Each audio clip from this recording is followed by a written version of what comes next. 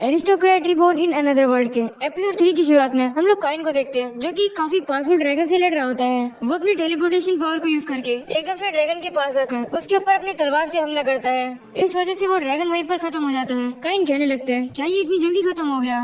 इस ड्रैगन को हराने के बाद काइन अपने स्टेटस को चेक करने लगता है। वही देखकर हैरान हो जाता है कि उसका स्टेट तो और ज्यादा बढ़ गए हैं, साथ में उसके मैजिक का लेवल 80 मिलियन हो गया है। काइन अब कहता है लगता है मैंने कुछ ज्यादा ही कर दिया। काइन को 2 टाइटल भी मिल जाते हैं जैसे कि एनिमी ऑफ ऑल मॉन्स्टर और ड्रैगन किलर। और अब अगले सीन में हम लोग देखते हैं 2 साल बीत जाते हैं। काइन अपनी फैमिली के साथ रॉयल कैपिटल में जा रहा है ताकि वो अपना डेब्यू कर सके। वो एक इवेंट पर जा रहे हैं जिसमें सभी नोबल बच्चों को आना पड़ता है और हमें पता लगता है कि काइन अब 10 साल का हो गया है। वही काइन की बहन उसे कहती है तुम्हें एंट्रेंस एग्जाम देकर स्कूल अटेंड कर लेना चाहिए अब तो, जिस पर काइन के फादर कहते हैं काइन अभी ऐसा नहीं कर सकता है। स्कूल अटेंड करने के लिए पहले उसे 12 साल का होना होगा।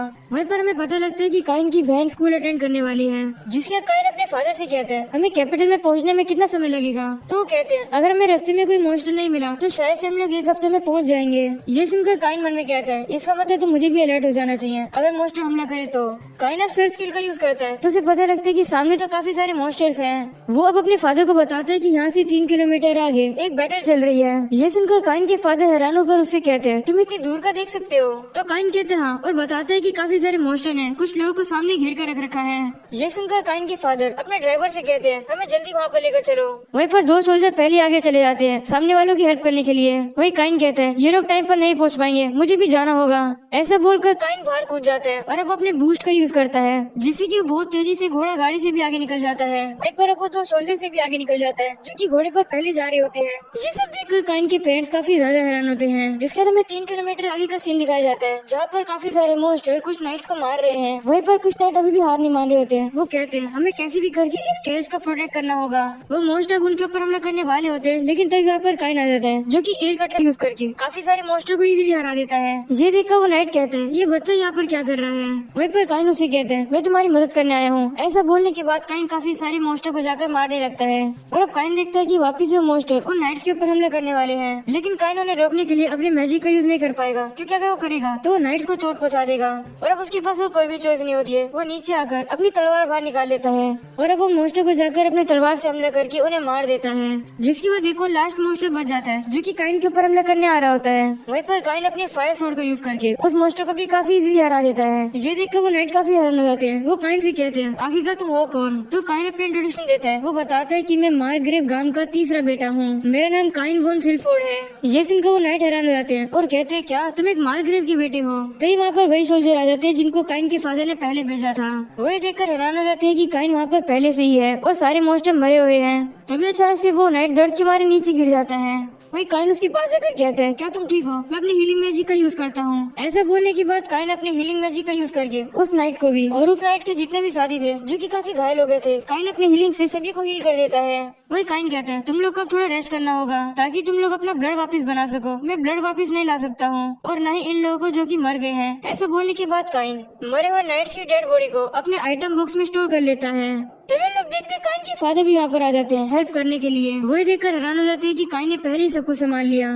तभी उनकी नजर दूसरे कैरेज के क्रेस्ट पर जाती है। वही देखकर समझ जाते हैं कि ये तो ड्यूक संतना की कैरेज है। तभी उस कैरेज का गेट खुलता है और वहाँ से 2 लड़कियां बाहर आती है। उन्हें देखकर काइन और काइन के फादर उनके सामने बाव करने लगते हैं और हमें पता लगता है कि जो येलो बाल वाली लड़की है वो प्रिंसेस सेलेस्टिया है और जो दूसरी लड़की है वो ड्यूक की बेटी है जिसका नाम सिल्क है। वहीं पर काइन उन्हें देखकर काफी हैरान होता है। वो कहता है कि काइन यहाँ पर क्या कर रही है। जिसका काइन के फादर काइन और अपना इंट्रोडक्शन देते हैं उन्हें। वहीं प्रिंसेस से कहता है मैं खुश हूँ कि आप दोनों ठीक हो।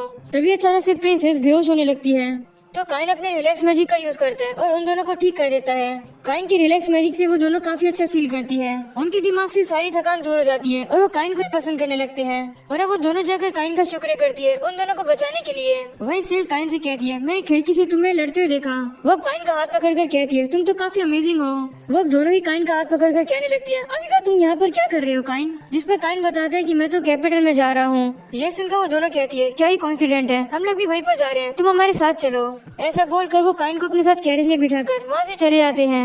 वही ये सब देखकर काइन के फादर को तो कुछ समझ ही नहीं आता है कि आखिरकार ये हुआ क्या। जिसके बाद हमें कैरेज का सीन दिखाया जाता है जहाँ पर वो दोनों काइन के काफी ज्यादा करीब बैठी होती है। काइन काफी ज्यादा ऑकवर्ड फील कर रहा होता है। वही प्रिंसेस काइन से कहती है तुम मुझे टेरेस बुलाओ ना कि प्रिंसेस। ये सुनकर काइन कहते हैं लेकिन मैं प्रिंसेस को नाम से कैसे बुला सकता हूँ। वही पर सिल्क भी काइन से कहती है तुम भी मुझे सिल्क करके बुलाओ। काइन मना करने लगता है लेकिन वो जबरदस्ती करके कहती है नहीं हमारे नाम से बुलाओ हमें। तो काइन के पास अब कोई भी चॉइस नहीं होती है, वो उन्हें उनके नाम से बुलाने लगता है। तभी एक नाइट काइन को आकर बताता है कि हम लोग रेनोमा टाउन में पहुंचने वाले हैं। ये सुनकर वो दोनों लड़कियां काइन से कहती है कि वहाँ पर पहुंचने के बाद हम लोग एक साथ रेस्ट करेंगे। और अब अगली सीन में हम लोग देखते हैं वो लोग टाउन में पहुंच जाते हैं। काइन वहाँ से जाने लगते हैं ये कहकर कि हम लोग कल मिलेंगे। तभी वो दोनों काइन को रोकती है और कहती है नहीं हम चाहते हैं कि तुम आज हमारे साथ रहो।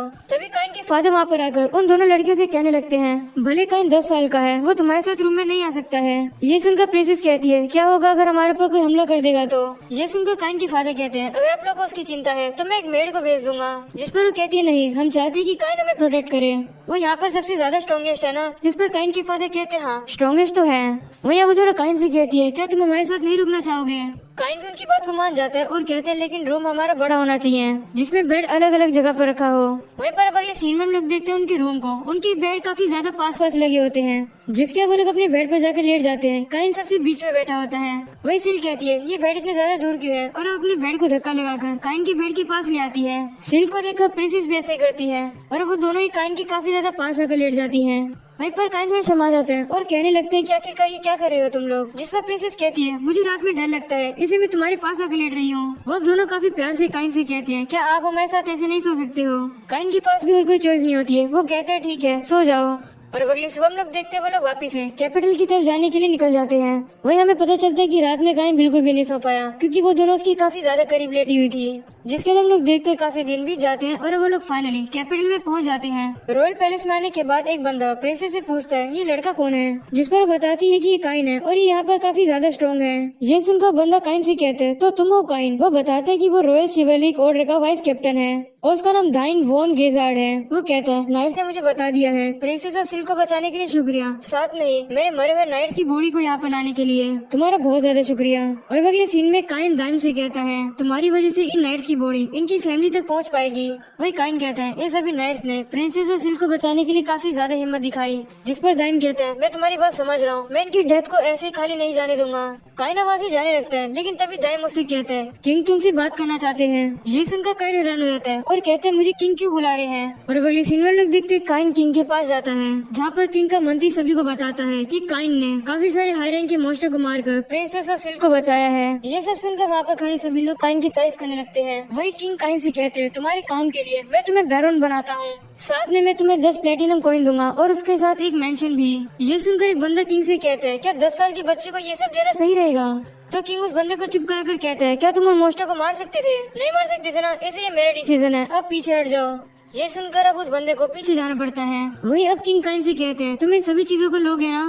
वही काइन कहता है हाँ मेरे पास अब कोई भी चॉइस नहीं है। और अब वो कहता है हाँ मैं सभी चीजों को एक्सेप्ट करता हूँ। और अब किंग वहाँ से चले जाते हैं ये कहकर कि काइन मैं तुमसे पर्सनली बात करना चाहता हूँ। और अगली सीन में हम लोग देखते हैं काइन के फादर और काइन किंग के आने का वेट कर रहे होते हैं। वही काइन के फादर से कहते हैं तुम मेरे पहले बेटे हो जो कि इतनी जल्दी प्रमोट हो गया है। तभी हम लोग देखते हैं वहाँ पर किंग आ जाते हैं। वो काइन के सामने झुककर उसका शुक्रिया करते हैं। वहीं पर किंग के पीछे एक और बंदा खड़ा होता है, वो भी काइन का शुक्रिया करने लगता है और बताता है कि वो सिल्क का फादर है, उसका नाम मैरिक है। वहीं पर काइन कहने लगता है मैंने ज्यादा कुछ नहीं किया। जिसके किंग काइन से कहते हैं तुम तलवारबाजी में और मैजिक में काफी ज्यादा अच्छे हो, ऐसे टैलेंटेड बच्चे को मैं अपने किंगडम में रखना चाहता हूँ, इसलिए मैंने तुम्हें बैरोन बनाया है। साथ में मैं तुमसे एक इम्पोर्टेंट बात करना चाहता हूँ, क्या तुम मेरी बेटी से शादी करोगे। वही एरिक भी काइन से कहते हैं मेरी बेटी सिल्क से भी शादी कर लो।